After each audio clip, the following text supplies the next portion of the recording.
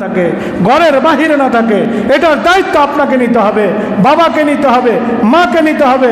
সন্তান যেন কোনো অবস্থাতে মাগরিবের পরে রাস্তাঘাটে না থাকে, দোকানে পাটে না থাকে, তার নাস্তার ব্যবস্থা, টিফিনের ব্যবস্থা, সন্ধ্যাকালীন নাস্তার ব্যবস্থা ঘরে প্রস্তুত করুন, ঘরে খাওয়ানোর ব্যবস্থা করুন।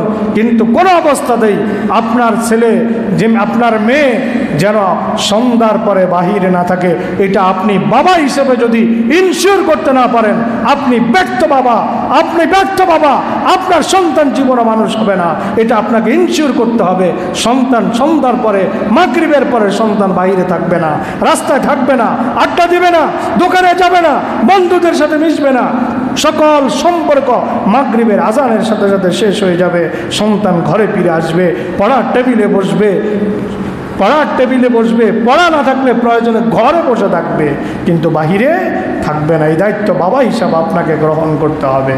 আল্লাহ নবী সাল্লাল্লাহু আলাইহি ওয়াসাল্লাম যেভাবে আমাদেরকে ইনস্ট্রাকশন দিয়েছেন, আমাদেরকে সেগুলো ফলো করতে হবে। এবার মদকে সম্পূর্ণরূপে আল্লাহ পাক রব্বুল আলামিন হারাম করে দিলেন। আল্লাহ নবী সাল্লাল্লাহু আলাইহি ওয়াসাল্লাম বলেন, মদের আধিক্য হওয়া এটা কিয়ামতের একটি আলামত। যখন সমাজে মদ পান বেড়ে যাবে, সমাজের মানুষ যখন বিভিন্ন নামি দামি বিভিন্ন নামে বিভিন্ন ধরনের মদের নেশায় যখন আকৃষ্ট হয়ে যাবে, যেমন এই যে ইয়াবা, এই যে ফেন্সিডিল, এগুলো কি রাসূলের জমানায় ছিল নাকি? আফিম রাসূলের জমানায় ছিল নাকি? গাঞ্জা রাসূলের জমানায় ছিল নাকি? ছিল না। কিন্তু নামে, বিভিন্ন নামে, উপনামে, বেনামে কত ধরনের মদ সমাজের মধ্যে আজকে তৈরি হয়ে গেছে। আসসালামু আলাইকুম ওয়া রাহমাতুল্লাহি ওয়া বারাকাতুহু। শুকর আদায় করি মহান রব্বুল ইজ্জতুল জালালের শাহী দরবারে, যে মহান আল্লাহ তাআলা সাইয়্যিদুল আইয়াম জুমার দিনে আমাদেরকে তাঁর পবিত্র ঘর মসজিদে সালাতুল জুমা আদায়ের জন্য তৌফিক দিয়েছেন। সেজন্য মহান আল্লাহর শুকর আদায় করি। সকলেই পড়ি আলহামদুলিল্লাহ। রব্বানা লাকাল হামদ হামদান কাসীরান তয়্যিবান মুবারাকান ফীহি ইয়া রাব্বি লাকাল হামদু কামা ইয়ানবাগি লিজালালি ওয়াজহিকা ওয়া আযীমি সুলতানিকা। আমরা আল্লাহর শুকর আদায় করেছি, আল্লাহ তাআলা কবুল করুন। সকলে বলে আমিন। প্রিয় মুসল্লিয়ান আযম, পবিত্র মাহে সফর, আজকে প্রথম জুমার দিন। আল্লাহ পাক রব্বুল আলামিনের প্রিয় নবী মুহাম্মদ সাল্লাল্লাহু আলাইহি ওয়াসাল্লাম ইন্তেকালের পূর্বে এই মাসেই তিনি অসুস্থ হয়েছিলেন। আবার এই মাসেই তিনি অসুস্থতা থেকে সুস্থতা অনুভব করেছেন। তার পরবর্তী মাস মাহে রবিউল আউয়াল, আল্লাহর নবী সাল্লাল্লাহু আলাইহি ওয়াসাল্লাম পৃথিবী থেকে বিদায় হয়েছেন। এই মাসের গুরুত্ব অত্যধিক। ইনশাল্লাহ আগামী জুমাতে রাসূলের সুস্থতা অসুস্থতা নিয়ে কথা বলবো। আজকের আলোচনার বিষয় মাদকাসক্তি, ইসলাম কি বলে। আমাদের সমাজের কিছু মানুষ মাদকে আসক্ত আছে না নাই? কথা বোঝা যায় না?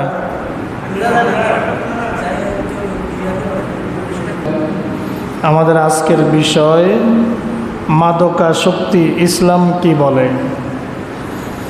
মাদকাসক্তি মানে যারা মাদকে আসক্তি হয়ে গেছে, এইটা ছাড়া এখন আর চলে না। ভাত না হইলে চলে, খাবার না হইলেও চলে, কিন্তু মাদক ছাড়া চলে না, এরকম এক শ্রেণীর মানুষ সমাজে আছে না নাই? সকালে অনেক সময়, বহুদিন ফজরের নামাজ পড়ে মসজিদ থেকে বের হওয়ার পরে একজন মুরব্বির সাথে দেখা হইতো। মসজিদ থেকে বের হই 15-20 কদম বাড়ির দিকে আসলে একজন মুরব্বির সাথে দেখা হইতো। উনি সিগারেট টানতে টানতে আমার বিপরীত দিকে যায়। আমি পশ্চিম দিকে আসি, উনি পূর্ব দিকে যায় ফজরের পরে। এইরকম মুরব্বী সরমন্দারিতে একজনও নাই। হ্যাঁ, এইরকম মুরব্বী সরমন্দারিতে আছে? এটা কি তার জন্য সৌভাগ্য না দুর্ভাগ্য? কথা কয় না, সৌভাগ্য না দুর্ভাগ্য? এটাও তার একটা মাদকাসক্তি, এটাও নেশা। কিছু কিছু মানুষ আছে পান খায়, সকালে মসজিদে যাইব ফজরের নামাজে 1 কিলো বানায় মুখে দিয়ে চাবাইতে চাবাইতে যায়, এখনো পানিও খায় নাই, নাস্তাও খায় নাই। সকালে 30 কিলো বানায়, কোমরের মধ্যে গুঁজে, বক্সের মধ্যে লয়, কমপক্ষে 30 কিলো। জোহরের সময় আসতে আসতে ফিনিশ। আছে না নাই? অতিরিক্ত যে কোনো জিনিসই খারাপ। অতিরিক্ত যে কোনো জিনিস কি খারাপ। পান একটা ঔষধি গুণসম্পন্ন একটা পাতা, অতিরিক্ত সেবন আপনার জন্য উপকারের সাথে ক্ষতি নিয়ে আসবে। এর সাথে চুন, এর সাথে জর্দা, এর সাথে সুপারি, এর সাথে খয়ের, আছে না নাই? সবগুলা মানে আসক্তি হয়ে কোনো কিছুই ভক্ষণ করা যাবে না। এটা না হইলে চলে না, এটা কেমন কথা? আমি পান খাওয়া জায়েজ নাই এই কথা বলি নাই, অতিরিক্ত কোনো কিছুই ভালো হয়।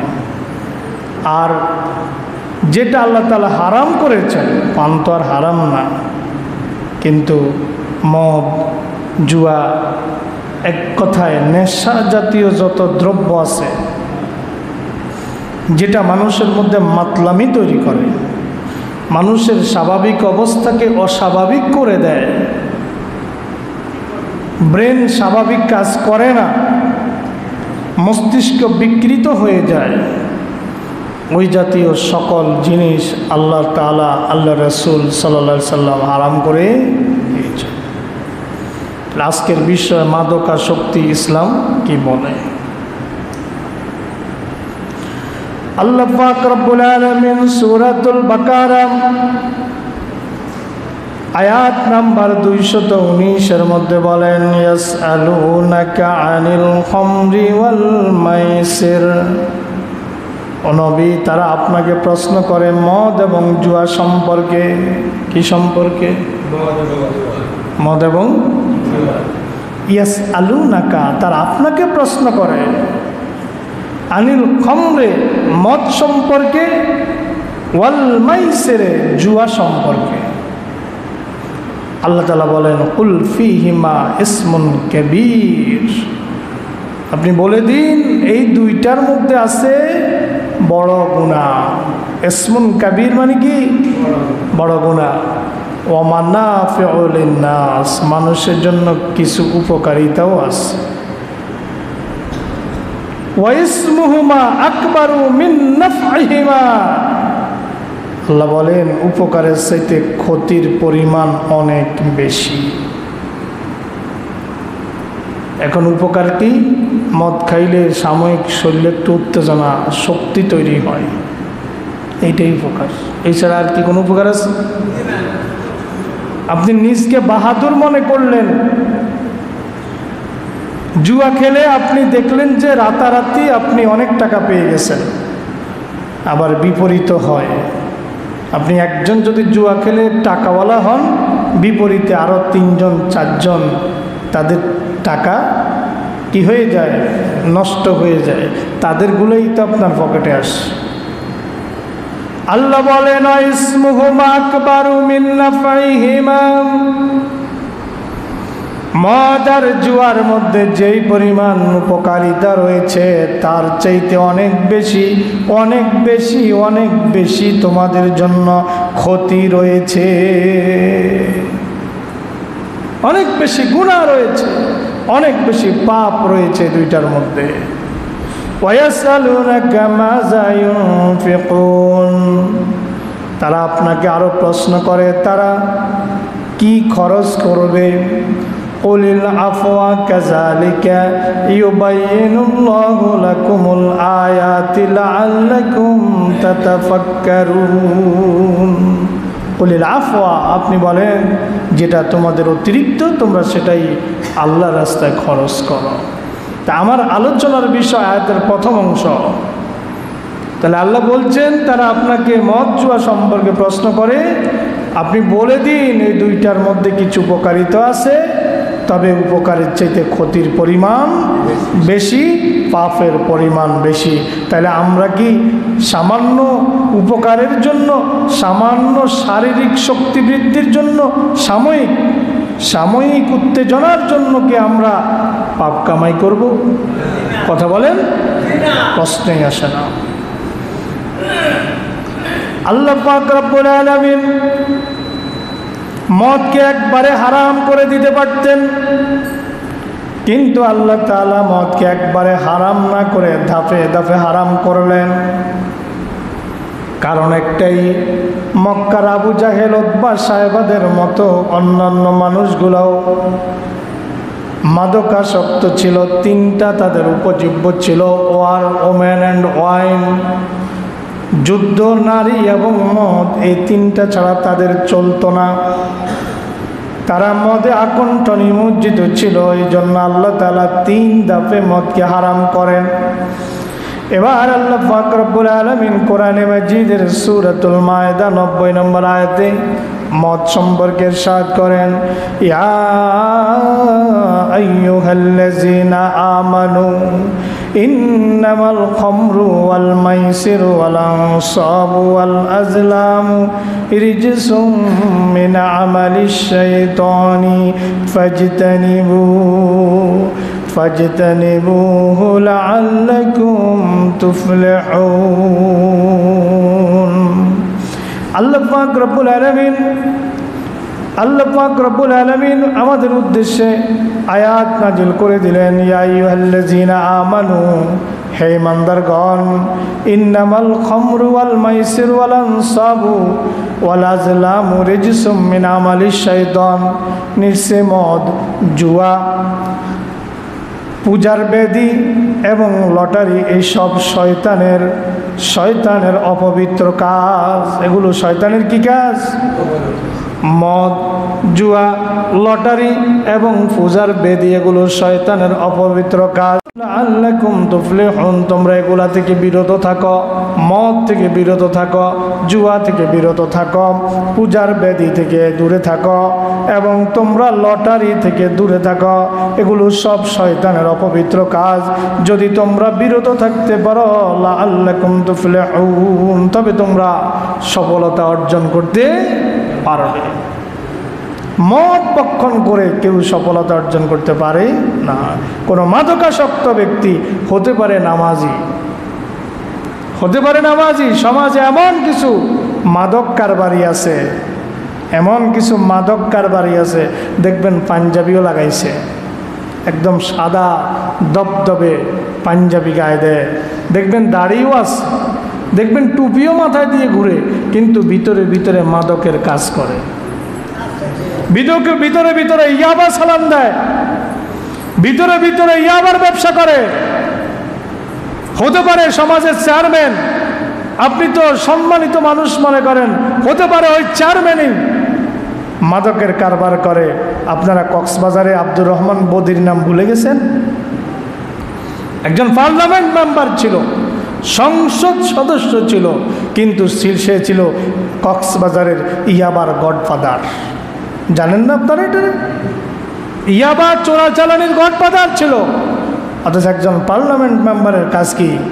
পার্লামেন্ট মেম্বারের কাজ জনগণের কল্যাণে নিজকে সঁপে দিবে, নিবেদন করবে, জনগণের সুখ দুঃখ লাঘব করবে, জনগণকে অন্যায় থেকে বাঁচিয়ে রাখার, বিরত রাখার জন্য প্রাণপণ চেষ্টা তদবির করবে, পরিকল্পনা গ্রহণ করবে, মানুষকে সৎ কাজের আদেশ দিবে, অসৎ কাজ থেকে নিষেধ করবে।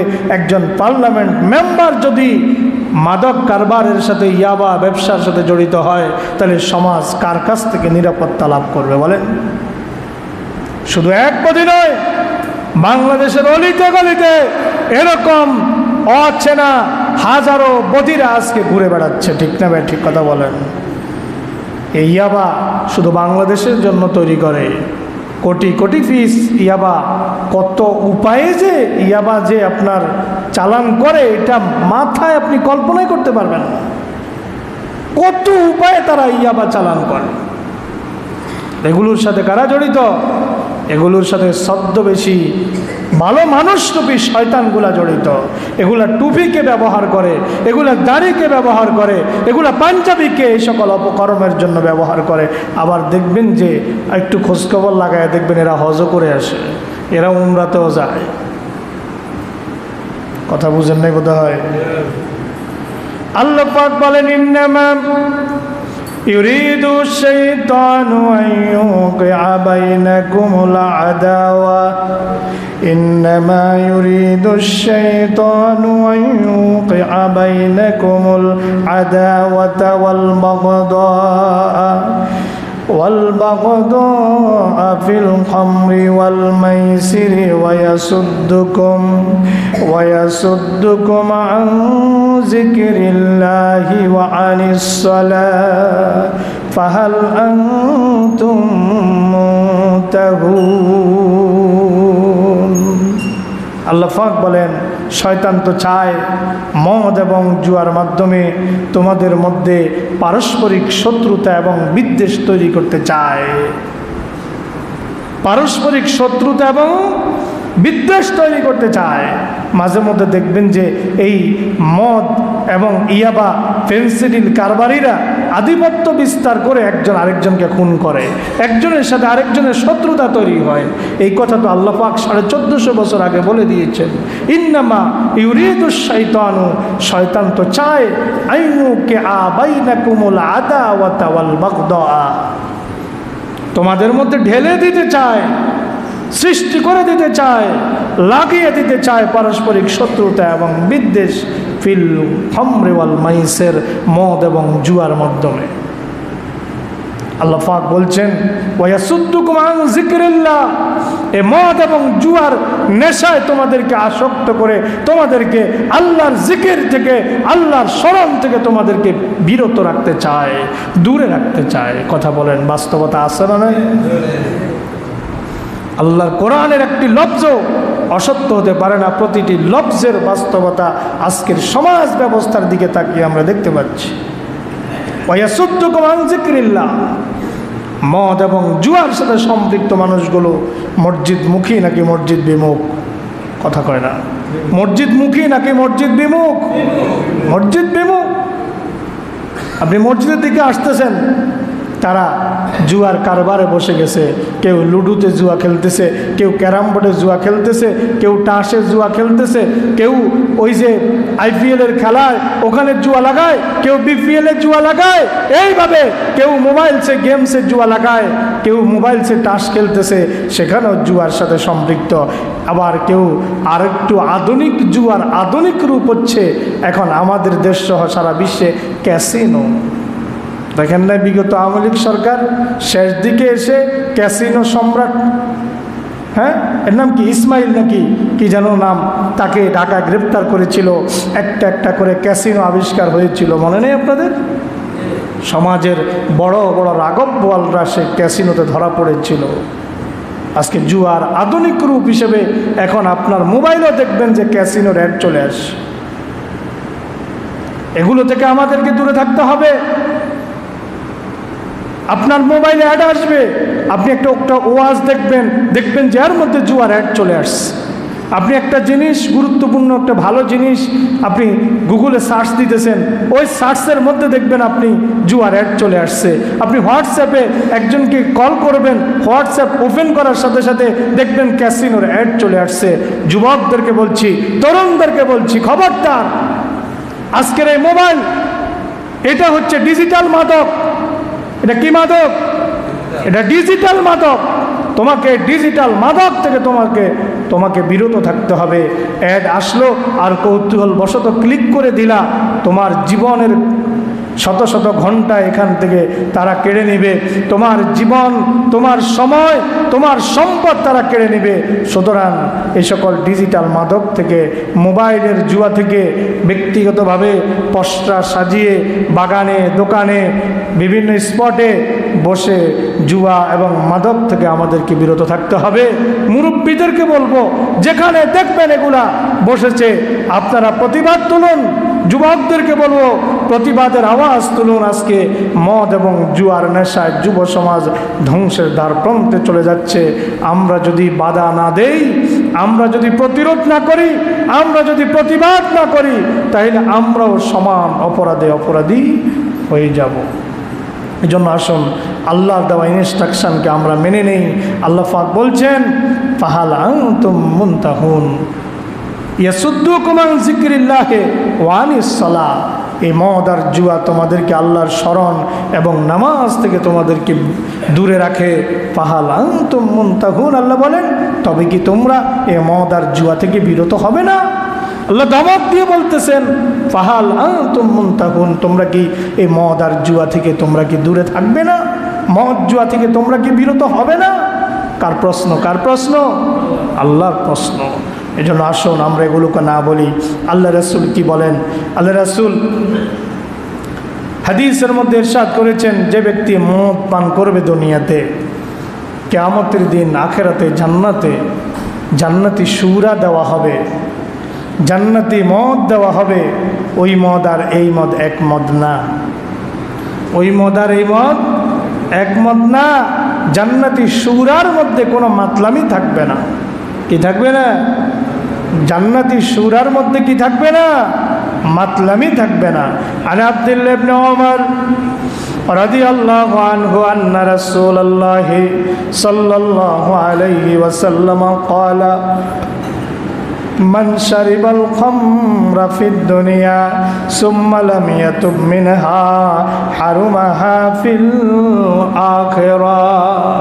আল্লাহর নবী বলেন, যে লোকটা দুনিয়াতে মদ পান করলো, মদ বলতে যত মাদক দ্রব্য আছে, যত ধরনের মাদক আছে, যে ব্যক্তি দুনিয়াতে কোনো মাদক সেবন করলো, মদ পান করলো, সুম্মা লাম ইয়াতুব, তওবা করার আগেই মরে গেল। এরকম বহু মানুষ আছে, এই দেশেও ঘটনা ঘটেছে, ও মদ পান করে ওভারলোডের কারণে শেষ হয়ে গেছে, ওভারলোড হয়ে দুনিয়া থেকে বিদায় হয়েছে। গত 5-6 বছর আগে পুলিশ অফিসার মাহফুজ আলম এবং তার স্ত্রীকে, মাহফুজুর রহমান এবং তার স্ত্রীকে ইয়াবার টাকা দেয় না বিদায় তার আলট্রা মডার্ন মেয়ে ঐশী রহমান মা এবং বাবা দুইজনকে হত্যা করেছে। মাদকের টাকার জন্য পিতা মাতাকে হত্যা করেছে। এই জন্য যারা বাবা আছেন, ছেলে কোথায় যাচ্ছে, মেয়ে কার সাথে মিশতেছে, আপনাকে খবর রাখা দরকার। আপনার ছেলে যদি থাকে, ঘরের বাহিরে না থাকে, এটার দায়িত্ব আপনাকে নিতে হবে, বাবাকে নিতে হবে, মাকে নিতে হবে। সন্তান যেন কোনো অবস্থাতে মাগরিবের পরে রাস্তাঘাটে না থাকে, দোকানে পাটে না থাকে। তার নাস্তার ব্যবস্থা, টিফিনের ব্যবস্থা, সন্ধ্যাকালীন নাস্তার ব্যবস্থা ঘরে প্রস্তুত করুন, ঘরে খাওয়ানোর ব্যবস্থা করুন। কিন্তু কোনো অবস্থাতেই আপনার ছেলে, যে আপনার মেয়ে যেন সন্ধ্যার পরে বাহিরে না থাকে। এটা আপনি বাবা হিসেবে যদি ইনশিওর করতে না পারেন, আপনি ব্যর্থ বাবা, আপনি ব্যর্থ বাবা। আপনার সন্তান জীবনে মানুষ হবে না, এটা আপনাকে ইনশিওর করতে হবে। সন্তান সন্ধ্যার পরে, মাগরিবের পরে সন্তান বাইরে থাকবে না, রাস্তায় থাকবে না, আড্ডা দিবে না, দোকানে যাবে না, বন্ধুদের সাথে মিশবে না। সকল সম্পর্ক মাগরিবের আজানের সাথে সাথে শেষ হয়ে যাবে। সন্তান ঘরে ফিরে আসবে, পড়ার টেবিলে বসবে, পড়া না থাকলে প্রয়োজনে ঘরে বসে থাকবে, কিন্তু বাহিরে থাকবে না। এই দায়িত্ব বাবা হিসাবে আপনাকে গ্রহণ করতে হবে। আল্লাহ নবী সাল্লাল্লাহু আলাইহি ওয়াসাল্লাম যেভাবে আমাদেরকে ইনস্ট্রাকশন দিয়েছেন, আমাদেরকে সেগুলো ফলো করতে হবে। এবার মদকে সম্পূর্ণরূপে আল্লাহ পাক রব্বুল আলামিন হারাম করে দিলেন। আল্লাহ নবী সাল্লাল্লাহু আলাইহি ওয়াসাল্লাম বলেন, মদের আধিক্য হওয়া এটা কিয়ামতের একটি আলামত। যখন সমাজে মদ পান বেড়ে যাবে, সমাজের মানুষ যখন বিভিন্ন নামি দামি বিভিন্ন নামে বিভিন্ন ধরনের মদে নেশায় যখন আকৃষ্ট হয়ে যাবে, যেমন এই যে ইয়াবা, এই যে ফেন্সিডিল, এগুলো কি রাসূলের জমানায় ছিল নাকি? আফিম রাসূলের জমানায় ছিল নাকি? গাঞ্জা রাসূলের জমানায় ছিল নাকি? ছিল না। কিন্তু নামে, বিভিন্ন নামে, উপনামে, বেনামে কত ধরনের মদ সমাজের মধ্যে আজকে তৈরি হয়ে গেছে। আইনুর ফালেল ময়ুজহারাল জাহালু ওয়ায়াফশুল খমরা ওয়ায়াফশুজ জিনা ওয়ায়াশরাবাল খমরা।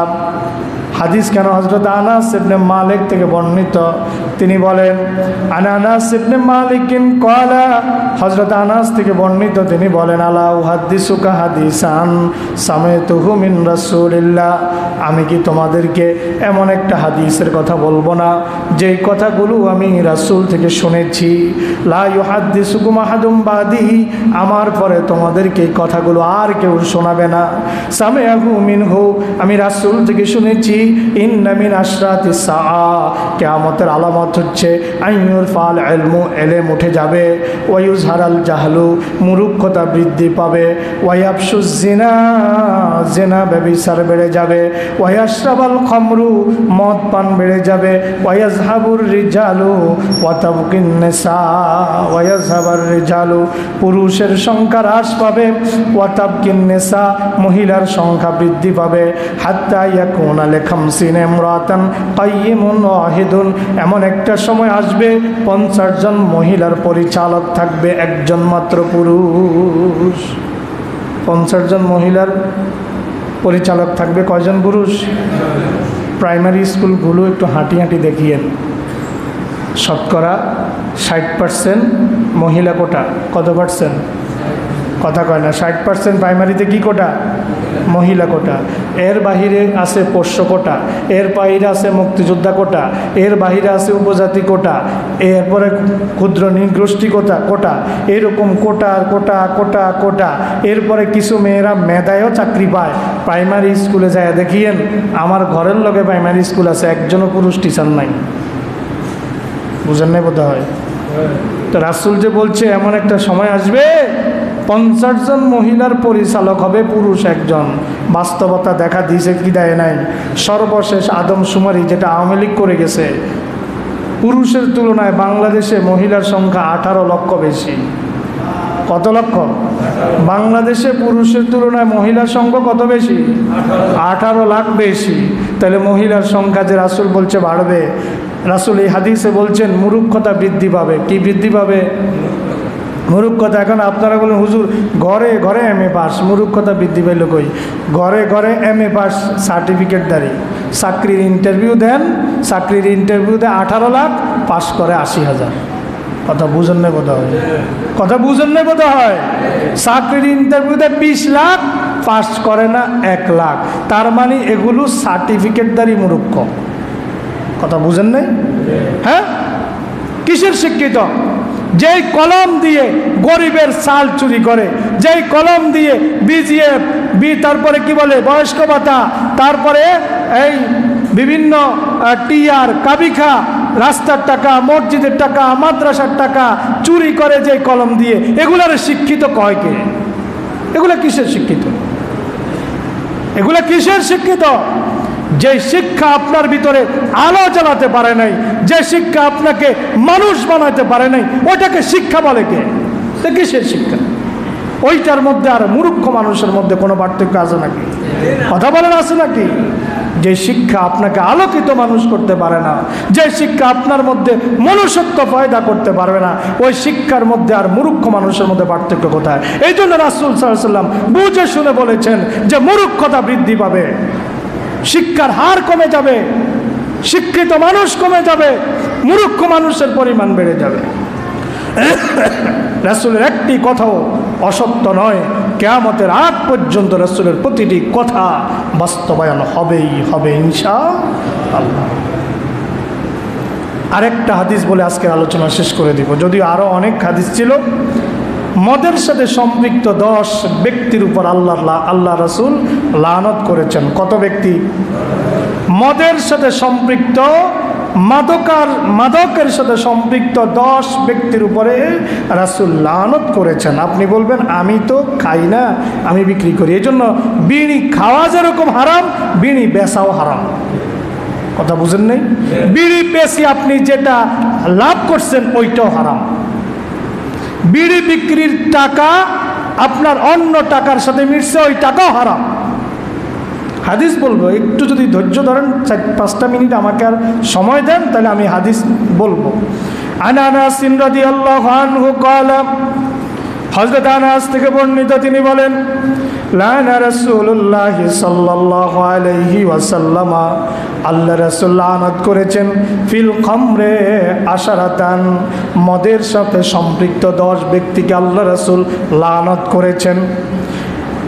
আসিরাহা, মদ প্রস্তুতকারী, অমুতাসিরাহা, মদ প্রস্তুতের পরামর্শদাতা, অসারেবাহা, মদ পানকারী, খেয়াল করে শোনেন, ও হামিলাহা, মদ বহনকারী, ওয়াল মাহমুলাতা, যার নিকট মদ বহন করে নিয়ে যাওয়া হয়, ওয়াসাকিহা, মদ পরিবেশনকারী, ওয়াবাইআহা, মদ বিক্রেতা, ও আকেলা সামানিহা, মদের মূল্য গ্রহণকারী, ওয়াল মুশতারি লাহু, মদ ক্রয় বিক্রয়কারী, ও আকেলা সামানিহা, মদের মূল্য গ্রহণকারী, মদ ক্রয় বিক্রয়কারী, ওয়াল মুশতারি লাহু, যার জন্য মদ ক্রয় করা হয়।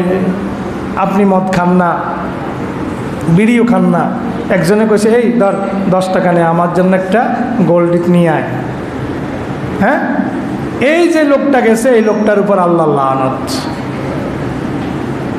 একজনে মদ খায় না, একেবারে হুজুর মানুষ, কিন্তু দোকানের মধ্যে বিড়ি সিগারেট বিক্রি করে, ওইটার উপরে আল্লাহ লানত। আরেকজনে ওয়ার্ডার কার্ডে স্লিপ লেখে, জীবনও সে বিড়ি খায় নাই, সে এসআর কোম্পানির এসআর, ওইটার উপরে আল্লাহ লানত। যেটা গাড়িতে চালায়া বহন করে নিয়ে আসে, দোকানে বুঝায় দেয়, ওইটার উপরে আল্লাহ লানত। যেগুলা খায়, যেগুলা বানায়, যেগুলা প্রস্তুত করে, যেগুলা পরিবেশন করে, ওগুলার কথা বাদে দিলাম। কথা বুঝেন নাই? বুঝেন নাই কথা? মদের সাথে সম্পৃক্ত, শুধু মদ নয়, মাদকের সাথে সম্পৃক্ত যেই ক্যাটাগরির মাদক হোক না কেন, এই 10 শ্রেণীর উপরে আল্লাহর নবী সাল্লাল্লাহু আলাইহি ওয়াসাল্লাম লানত করেছেন, অভিশাপ দিয়েছেন। হযরত জাবের ইবনে আব্দুল্লাহ থেকে বর্ণিত, তিনি বলেন, আল্লাহ রাসূল সাল্লাল্লাহু আলাইহি ওয়াসাল্লাম ইরশাদ করেছেন, ইন্নাল্লাহা হাররামা বাইআল খামরি ওয়াল মাইতাতি ওয়াল খিনজিরি ওয়াল আসনাম। আল্লাহ তাআলা 4টা জিনিস বিক্রিকে আল্লাহ হারাম করে দিয়েছেন। ইন্নাল্লাহা, আল্লাহ তাআলা হাররামা, হারাম করেছেন, বাইআল খামরে, মদ বিক্রি করা, মাদক জাতীয় যত দ্রব্য আছে বিক্রি করা আল্লাহ হারাম করে দিয়েছেন। ওয়াল মাইতা, মৃত পশু বিক্রি করা হারাম করে দিয়েছেন। ওয়াল খিনজির, শুকর ক্রয় বিক্রয় করা হারাম করে দিয়েছেন। ওয়াল আসনাম, মূর্তি বিক্রয় করা, ক্রয় বিক্রয় করাকে আল্লাহ হারাম করে দিয়েছেন। তাহলে কিনা যাবে? কথা বলেন, বেচা যাবে? মনে হয় বেচা যাবে, কিনাও যাবে না, বেচাও। আরেকখানা হাদিস, আল্লাহ নবী সাল্লাল্লাহু আলাইহি ওয়াসাল্লাম বলেন, দারাকুতনির মধ্যে হাদিস কেন এসেছে, আবু দাউদ শরীফে এসেছে, ইন্নাল্লাহা ইজা হাররামা শাইয়ান হাররামা সামানাহু। আল্লাহ যখন কোনো কিছুকে হারাম করেন, ওইটার মূল্যকেও হারাম করেন, ওইটার মূল্যকেও হারাম করেন। আপনি শুকরের খামার দিয়েছেন, শুকরের খামার, এগুলা আপনি প্রসেসিং করে, মাংস প্রসেস করে যেই দেশে শুকর খায় ওই দেশে আপনি এটা সাপ্লাই দিলেন। আপনি নিজেও খান না, বাংলাদেশে কোনো মুসলমানের কাছেও বেচেন না। আপনি বলেন যে এইটা তো আমি নিজেও খাই না, বাংলাদেশের কোনো মুসলমানের কাছেও বেচি না, এইটা যেই সকল ইউরোপ কান্ট্রি, আমেরিকা সহ যারা খায় ওই দেশে সাপ্লাই দেয়। রাসূল কয়, ওইটার তোমার খামার দেওয়া হারাম, ওইটার মূল্য তোমার জন্য হারাম। ইন্নাল্লাহা ইজা হাররামা শাইয়ান, আল্লাহ যখন কোনো কিছুকে হারাম করেন, হাররামা সামানাহু, তার মূল্য ওই ব্যক্তির জন্য হারাম করে দেন। সুতরাং আসুন, মাদক নিয়ে সংক্ষিপ্ত সময়ে যে কথাগুলো বলেছি, আল্লাহ পাক আমাদেরকে, বিশেষ করে আমাদের তরুণ আর যুবকদেরকে, যারা আগামী দিনে এই জাতির রাহবারের ভূমিকা পালন করবে, যারা আগামী দিনে এই জাতির নেতৃত্ব দিবে, সমাজের মেম্বারি করবে, চেয়ারম্যানই করবে, এমপি হবে, মন্ত্রী হবে, সচিব হবে, ইউনো হবে, ডিসি হবে, এই তরুণদেরকে আজকে যারা আমরা বয়স্ক আছি, যারা আমরা মুরব্বী শ্রেণীতে আসি, যারা বাবা আসি, যারা চাচা আসি, আমাদের এই যুবকদেরকে মাদক থেকে রক্ষা করা আপনার আমার এই সমাজের সকলের দায়িত্ব। আমরা আমাদের যুবকদেরকে বুঝাই, তরুণদেরকে বুঝাই, বিপদগামিতা থেকে তাদেরকে আমরা সঠিক পথে ফিরিয়ে আনি। এই পথে আল্লাহ পাক আমাদেরকে আগুয়ান হওয়ার, সময় ব্যয় করার, ফিকির করার, চিন্তা করার, পরিশ্রম করার, সময় বিনিয়োগ করার তৌফিক দান করেন। সকলে বলে আমিন। হাজা মাহিন্দি আল ইলম ইনদাল্লাহ। আসসালামু আলাইকুম ওয়া রাহমাতুল্লাহ।